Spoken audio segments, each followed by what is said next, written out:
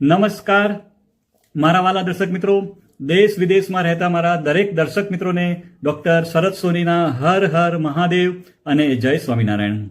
એનું નામ છે મિત્રો અખરોટ. મિત્રો, રોજ અખરોટ ખાવાથી આપણું હૃદય સ્વસ્થ રહે છે. ટેન્શનને દૂર કરવા અને સારી ઊંઘ લેવા માટે તમારે અખરોટ ખાવી જોઈએ. પણ મિત્રો, તમારે દિવસમાં કેટલી અખરોટ ખાવી જોઈએ એના વિશે આપણે વાત કરવાના છીએ. મિત્રો, આપણે વાત કરીએ તો ડ્રાય ફ્રૂટ્સમાં અખરોટ ખૂબ જ આપણા શરીર માટે ફાયદાકારક છે. મિત્રો, અખરોટ ખાવાથી આપણા શરીરની રોગ પ્રતિકારક શક્તિ મજબૂત થાય છે. મિત્રો, અખરોટમાં ઓમેગા 3 ફેટી એસિડ હોય છે જે તમારા હૃદયને સ્વસ્થ રાખવામાં મદદ કરે છે. મિત્રો, અખરોટ ખાવાથી આપણું મગજ એકદમ તેજ અને સક્રિય બને છે.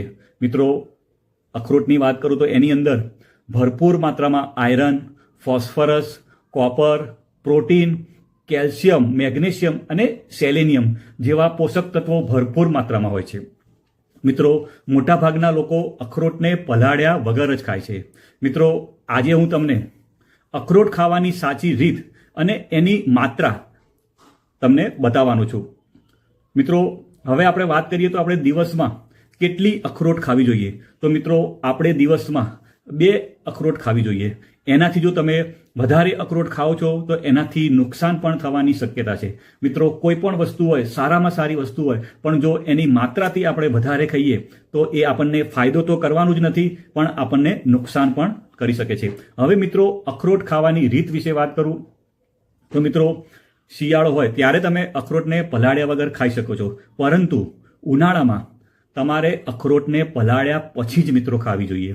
અખરોટને આખી રાત પાણીમાં પલાળી રાખો અને પછી આપણે એને જો સવારે ખાઈશું તો આપણા શરીરને ઘણા બધા મિત્રો ફાયદા થાય છે. તો મિત્રો, અખરોટ ખાવાથી કયા કયા ફાયદા થાય છે તો મિત્રો, તમને ખબર જ છે કે એનો શેપ કેવો હોય છે. તો એના શેપ મગજ જેવો હોય છે, અખરોટનો આકાર. તો મિત્રો, એ શું કરે છે તો આપણા મગજની કાર્યક્ષમતા વધારવાનું કામ કરે છે. આપણા હાર્ટને એકદમ હેલ્ધી રાખવાનું કામ કરે છે. મિત્રો, એની અંદર ઓમેગા 3 ફેટી એસિડ અને ભરપૂર એન્ટીઓક્સિડન્ટ હોય છે જે હૃદયની બીમારીઓમાં પણ ખૂબ જ ફાયદો આપે છે. મિત્રો, અખરોટના સેવનથી તણાવ ઓછો થાય છે અને સારી ઊંઘ આવે છે અને આપણું માઇન્ડ એટલે કે મગજ એકદમ શાંત રહે છે. મિત્રો, અખરોટ ખાવાથી કોલેસ્ટ્રોલ લેવલ ઓછું થાય છે, એટલે કે જે ખરાબ કોલેસ્ટ્રોલ હોય છે જેને આપણે LDL કહીએ છીએ કે જે લો ડેન્સિટી લાઇપોપ્રોટીન, અને મિત્રો જે ગુડ કોલેસ્ટ્રોલ એટલે કે HDL હાઈ ડેન્સિટી લાઇપોપ્રોટીન એની માત્રામાં વધારો થાય છે. મિત્રો, બીજા ફાયદાની વાત કરું તો મિત્રો, અત્યારની વાત કરીએ તો મોટાપાની સમસ્યા ખૂબ જ જોવા મળે છે. મિત્રો, મોટાપો વધવાથી લોકોમાં હાર્ટ એટેકનું જોખમ પણ મિત્રો વધી રહ્યું છે. અત્યારે ન્યૂઝપેપર હોય, સમાચાર હોય, ટીવીમાં પણ નાના નાના લોકોને હાર્ટ એટેક આવવાના સમાચારો આવી રહ્યા છે. 21 વર્ષનો છોકરો હોય, 17 વર્ષનો છોકરો, એવા નાના નાના છોકરાઓમાં પણ અત્યારે હાર્ટ એટેકનું જોખમ વધી રહ્યું છે. પહેલાં તો આપણે જાણતા હતા કે મોટી ઉંમરના લોકો હોય એ લોકોને જ હાર્ટ એટેક આવતું હતું. મિત્રો, જો તેવા લોકો હોય તો તેવા લોકોએ અખરોટનું જો સેવન કરે તો એ લોકો માટે ખૂબ જ ફાયદાકારક માનવામાં આવે છે. અખરોટ ખાવાથી વજન કાબૂમાં રહે છે અને હૃદયના રોગોથી પણ આપણે બચી શકીએ છીએ. મિત્રો, વાત કરું તો અખરોટ શરીરમાં વધેલા કોલેસ્ટ્રોલને પણ ઘટાડવામાં મદદ કરે છે. મિત્રો, ઘણી વખત હૃદયની બીમારીઓને કારણે લોકોના શરીરમાં સોજા આવવા લાગે છે, અને જો આવી સ્થિતિમાં જો તમે દરરોજ અખરોટનું સેવન કરો છો તો તમને સોજા ઓછા કરવામાં પણ ફાયદો થાય છે.